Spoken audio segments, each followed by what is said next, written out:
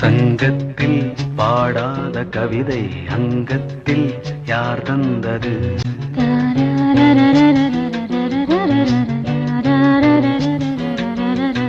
சந்தத்தில் மாறாத நடையோடு என் முன்னே யார் வந்தது?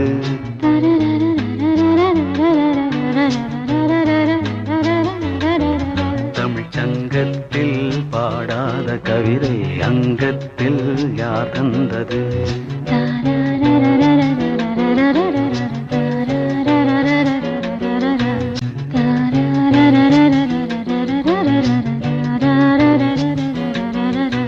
சந்தத்தில் மாறாத நடையோடு என் முன்னே யார் வந்தது?